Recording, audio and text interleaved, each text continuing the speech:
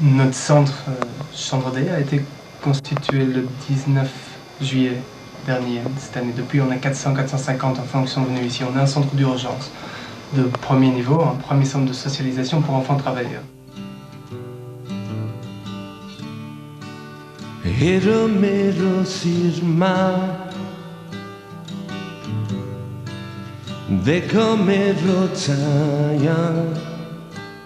Ce sont des gosses qui sont concernés par une certaine forme de travail, quoi qu'il soit, ramassage de plastique, mendicité, vente de bouteilles, vente de journaux, quoi que ce soit.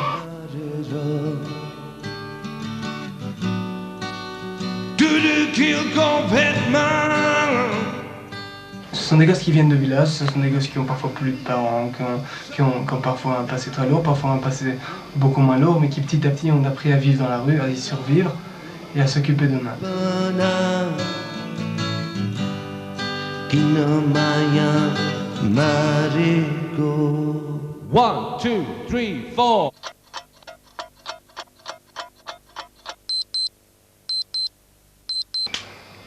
4. ¿Qué tal? Salut, vas-y. ¿Qué tal? ¿Santos? Ici à Chandrodé, la journée commence vers 3h30, 4h30 maximum. On doit réveiller les enfants. Donc les enfants partent au boulot pour trouver un boulot dans un tempo. Donc les transports en commun, il faut être là très très tôt dans différentes zones, dans les différents garages. Les enfants qui ramassent le plastique aussi doivent partir très très très tôt, à l'aube si possible.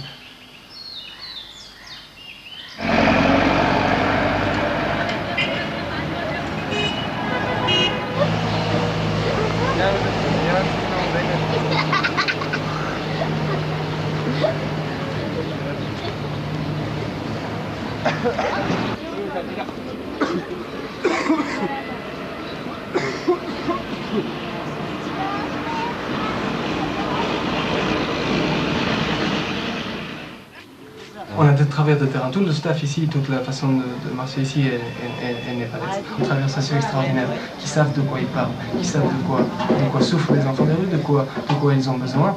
On a eu un contact avec eux très progressif, on travaille en rue directement, on connaît les leaders de gang, on connaît les enfants directement chez eux dans leur domaine. Alors là, petit à petit, on a établi une confiance, un lien.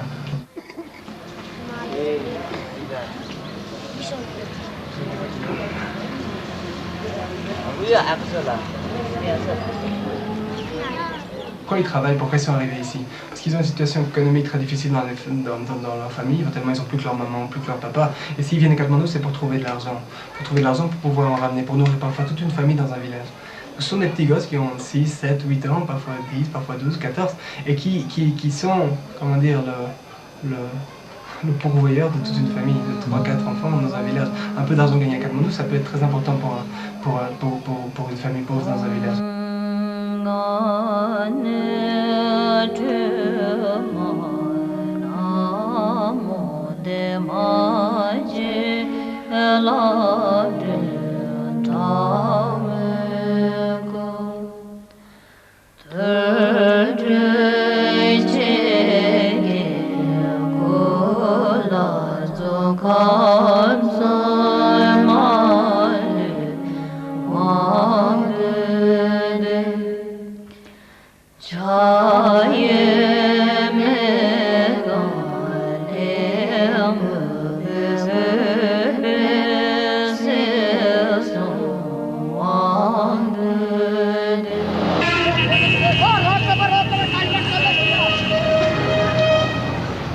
Ceux qui travaillent dans les transports en commun, ils ont parfois un boulot fixe, ils travaillent dans un certain garage avec un certain conducteur, un certain driver qui les prend tous les jours.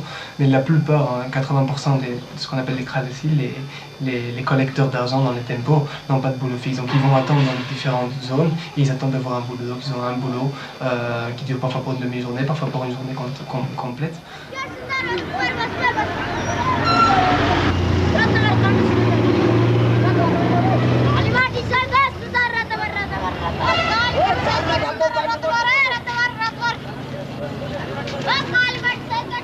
Dans le tempo, mais ils passent leur journée cramponnés à l'arrière du tempo à demander à collecter les 5-6 roupies par passager. Donc ils passent sa journée accrochés avec un pot d'échappement qui lui lâche des gaz dans la figure pendant toute la journée. Pas mal d'enfants qui tournent des tempos, il y a pas mal d'enfants qui... Non, il n'y a aucun soin, aucune garantie qui doit donner. Un enfant travailleur est un enfant illégal, donc un enfant qui travaille, ben, personne ne l'a vu. Un enfant qui tourne d'un tempo, c'est fini. C'est fini, personne ne va même pas le ramasser.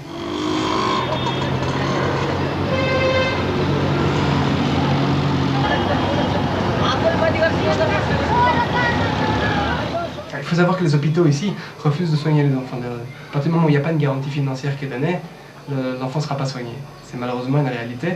Donc ce qu'on doit faire, c'est nous, de notre côté, on essaye de limiter les dégâts. Donc les enfants qui sont blessés par des petites coupures aux pieds, les enfants sur pieds nus, donc quand ils ramassent le plastique ou quand ils travaillent dans le tempo, ils ont beaucoup de petites coupures et raflures. Au début c'est petit, mais ça peut très très vite s'agrandir et devenir une grosse blessure, les conditions d'hygiène étant ce qu'elles sont.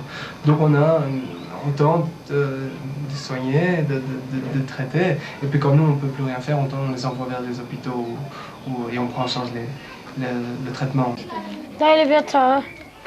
రాజధాని పత్రిక రాజధాని పత్రిక రాజధాని పత్రిక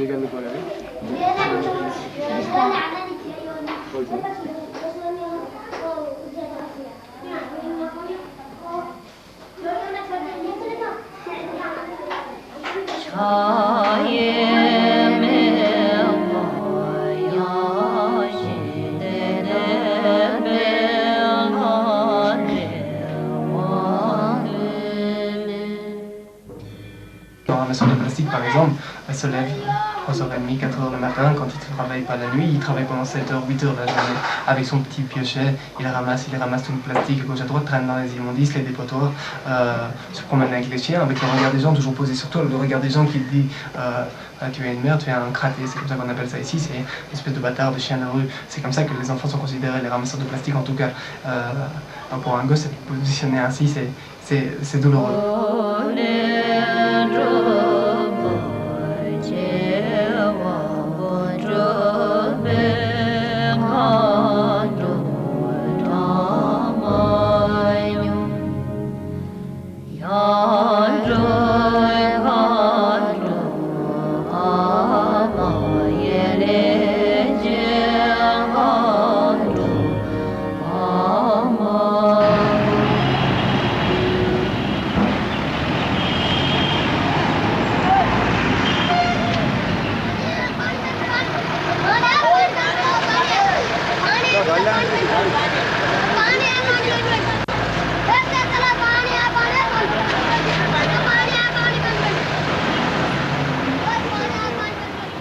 Les autres boulots sont vendeur d'eau, courir après un bus, avec bus qui part, tenter de convaincre la personne d'acheter une bouteille d'eau, gagner 4 roupies sur la bouteille d'eau, donc 2 francs par bouteille d'eau, essayer de convaincre la personne d'acheter une bouteille d'eau, c'est fait de courir après le bus, sauter du bus, se faire frapper par le policier qui veut pas te laisser monter dans le bus, se faire frapper par le chauffeur qui a décidé qu'on ne vendait pas d'eau dans un bus. Ça, ce sont les vendeurs d'eau ou les vendeurs de journaux aussi. Les vendeurs de journaux, c'est la même chose, donc tenter de convaincre les gens d'acheter.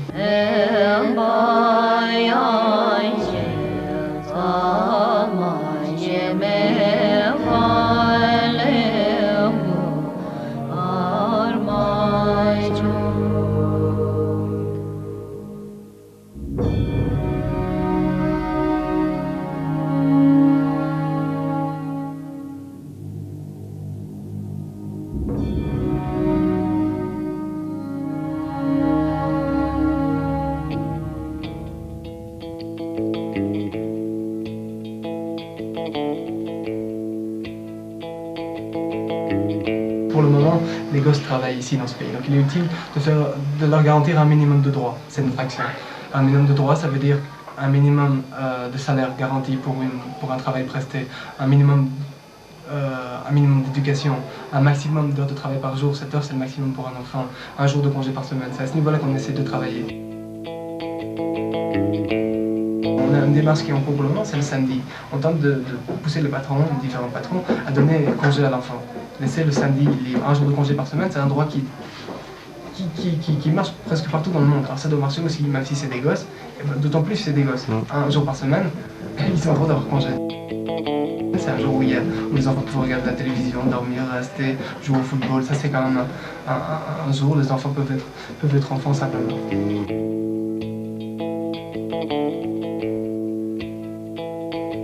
Petit à petit, nos démarches, on tente aussi de faire changer l'opinion des gens à leur encontre, faire comprendre à la police, aux personnes dans la rue, aux gens, aux vendeurs dans les magasins, faire comprendre que ce sont ok des gosses qui travaillent, mais que ce sont des gosses qui ont avant tout eu un passé difficile et qui ont droit quand même à une certaine considération, qui ont droit à un futur, c'est ce qu'on tente.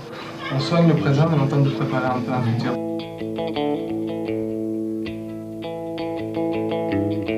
On a un système bancaire, on a 250 enfants maintenant, plus que 250 enfants qui ont un compte bancaire chez nous. C'est très important. Il faut savoir qu'un gosse des rues, il pense à l'instant présent, le moment où il est avec ses amis. Qu'est-ce que c'est le soir? Qu'est-ce que c'est demain, après-demain? C'est une notion qui lui est inconnue. Il pense au moment présent, est-ce qu'il est bien ok? Et s'il reçoit une somme de 100, 120 roupies pour le travail presté, il va les dépenser à ci, à ça, à prendre de la colle, à acheter de la colle ou acheter un peu de ganja ou des cigarettes ou quoi que ce soit. Tandis que s'il apprend à thésauriser, à mettre un peu d'argent de côté, c'est ce qui se fait dans notre système bancaire, un jour mettre 10 roupies, puis 10 jours durant mettre seulement 10 roupies, ça fait 100 roupies. Ici c'est suffisant pour acheter un pantalon, pour acheter des chaussures, pour acheter différentes choses. C'est notre démarche de conscientisation, de mettre l'enfant avec nous.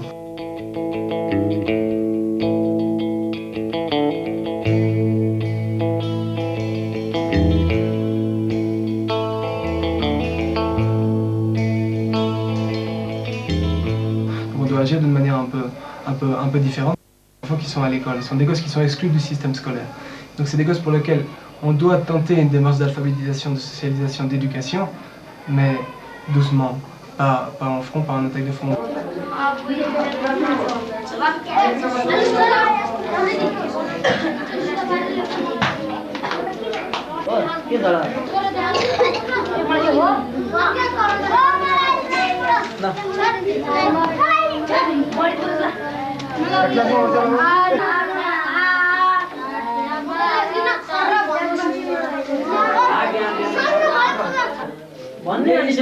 भन्ने लेखेको ठिकै छ नि भन्छ साथीले नि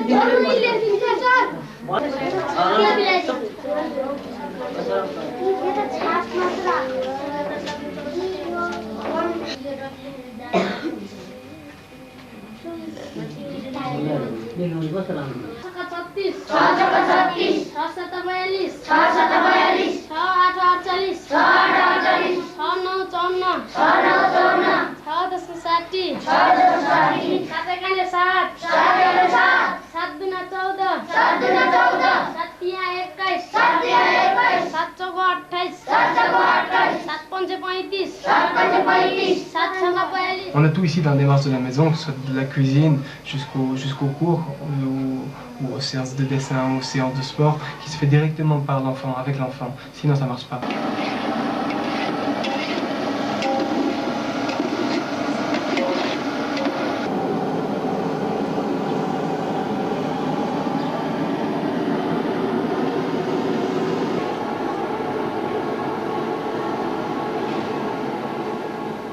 On a 2 enfants par jour, matin et soir, qui cuisinent, qui se proposent pour cuisiner et qui apprennent comme ça en cuisinant en même temps et qui cuisinent pour tous les autres. Donc c'est leur tâche à eux. Alors on a d'autres qui nettoient les toilettes, d'autres qui nettoient le sol, d'autres qui nettoient les chambres. Chacun a son petit travail. Quand il a fini de manger, chacun doit faire une petite tâche différente. Ça tourne tous les jours, chacun a son petit boulot différent. Certains rangent les lits, certains nettoient les vitres, d'autres nettoient les casseroles.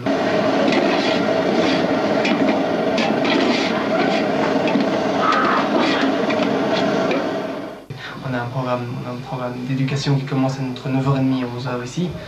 S'ils restent à ce cours, ils reçoivent à manger. S'ils ne restent pas à ce cours, ça veut dire qu'ils sont dehors, ça veut dire qu'ils ont eu un boulot. Ceux qui n'ont pas de boulot, qui partent à 4h30 cherchent un boulot jusqu'à 7h, 7h30. S'ils ne trouvent pas du boulot dans les transports en commun ou s'ils n'ont pas un contrat pour le plastique ou un contrat pour la journée à ce moment-là, c'est qu'ils n'auront pas de boulot toute la journée. Le boulot commence le matin. Donc si le cas de figure est ainsi, il revient vite ici. Il sait que s'il reste de 9h30 à 11h à notre cours, il aura à manger. Comme il n'aura pas de salaire, il sait qu'ici, en donnant sa participation à un cours, en apprenant, en décidant d'apprendre, il reçoit aussi à manger. Donc c'est une motivation.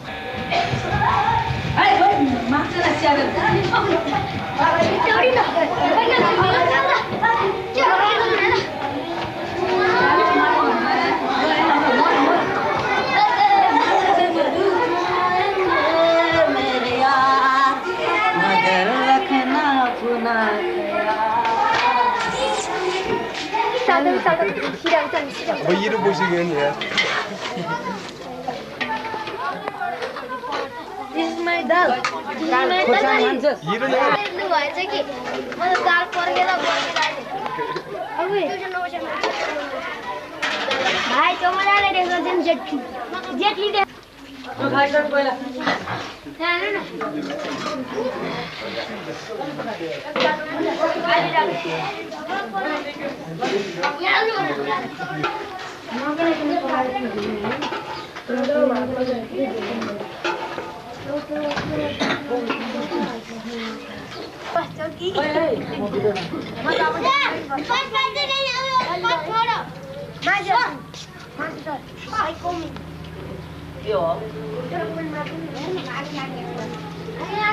राति राति मेरो अनि छोरा लगेर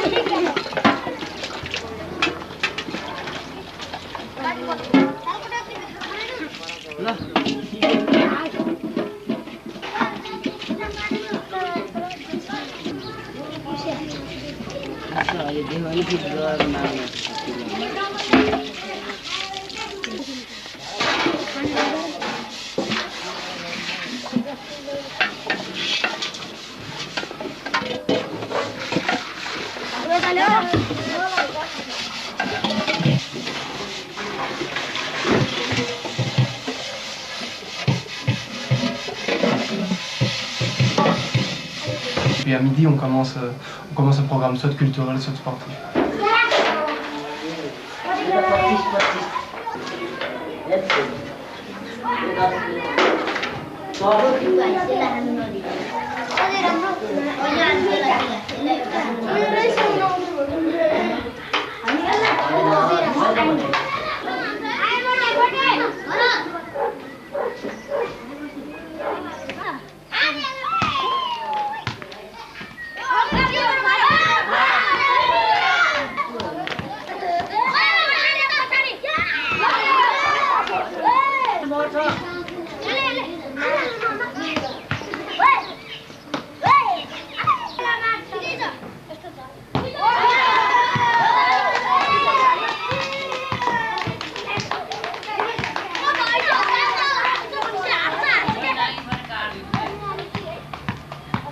Ok, la gosse travaille, tant pis, c'est comme ça.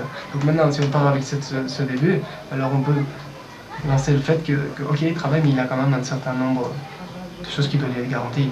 On a dit l'éducation, minimum d'éducation, minimum de salaire, maximum de temps de travail, pas travailler la nuit, pas travailler trop, pas être battu, violé pendant son travail, c'est quand même un minimum de règles qui est utile de garantir. On se bat pour ça. Le grand blabla, interdire le travail de l'enfant, etc. J'y crois, j'espère, bien sûr, si un jour on peut fermer, parfait, s'il n'y a plus un gosse qui travaille, on ferme. S'il n'y a plus un gosse dans les rues, je ferme cet endroit directement. Maintenant, pratiquement, il y a un paquet de gosses dans la rue et il est quand même utile de leur garantir un minimum de choses, un minimum d'éducation, un minimum de droits, un minimum de respect. Surtout, un minimum de respect.